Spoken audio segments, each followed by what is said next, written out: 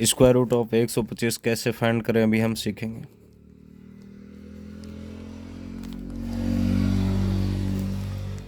बिल्कुल आसान तरीका है, by using long division method. तो दोस्तों इस दिशा में आगे बढ़ते हुए 2 अंकों को साथ ले अंडरलाइन, आगे बढ़े 1 अंक को अंडरलाइन।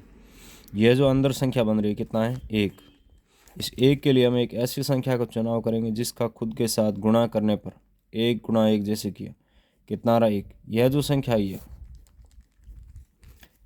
गुणा करने पर जो संख्या ये क्या होनी चाहिए, या तो इसके बराबर होनी चाहिए या इससे थोड़ी कम। तो 1 गुणा 1 क्या 1 आ रहा है, यानी जो इसके बराबर है, तो हमने क्या लिया 1 गुणा 1। अब इस 1 गुणा 1 को क्या करना है, इसमें से एक बार इसको यहाँ लिख देना, यानी किसको लिया हमने, ऐसे समझो 1 को लिया तो 1 को यहाँ ऊपर लिख देना है। ठीक है, ये जो ऊपर लिख रहे हैं यह क्या है, आपका स्क्वायर रूट का वैल्यू निकल के आ रहा है। ये पहला स्टेप हो गया। उसके बाद अगला स्टेप इसको जोड़ना है और इसको घटाना। 1 माइनस से 1 कितना आ गया 0। जो 2 अंकों का हमने अंडरलाइन कर रखा है इसको हम यहाँ ले आते हैं, कितना बन रहा है 25। अब ये जो 2 है, 2 के साथ ऐसी कौन सी संख्या लें और उसी का गुणा करें कि हमें 25 से बड़ा ना मिले। जैसे हमने 1 लिया, 1 का गुणा किया कितना रहा 21, जो 25 से बड़ा नहीं है या 25 के बराबर हो, ऐसे समझ लो। 1 लिया, 1 का गुणा किया कितना आ रहा है 21 आ रहा है। किसको लिया 1 को, तो यहाँ लिख दो। फिर क्या करना है, इसको जोड़ना है और इसको घटाना है। जोड़ते कितना आ गया 22, यहाँ घटाते कितना आ गया 4। अब फर्दर प्रोसेस करने के लिए हम क्या करें, बिल्कुल सिंपल है, इसके साथ पॉइंट लिखो और इस संख्या को ऐसे लिख सकते हैं। किसी भी संख्या को आप पॉइंट के बाद 0 0 करके ऐसे लिखा जा सकते हैं, आप जानते हैं।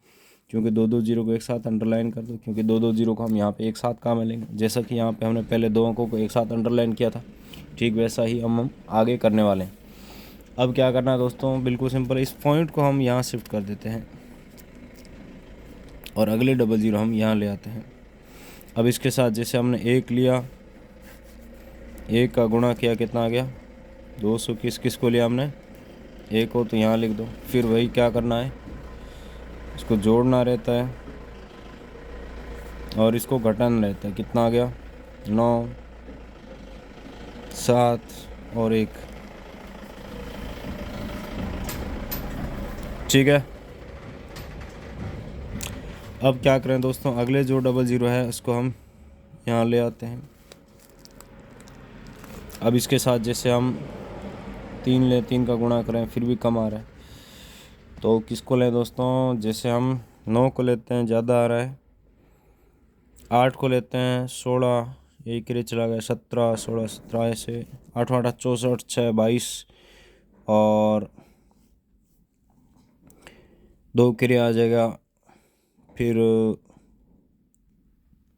1 के लिए आ जाएगा। ठीक है, 8 को लेता हूँ मैं। ठीक है, 8 का गुणा किया कितना आ रहा है 8 8 यहाँ लिख देखते हैं 64, 6 के लिए आ गया 8 16 6 22, 2 के लिए आ गया और यहाँ पे 16 17 18, 1 के लिए आ गया।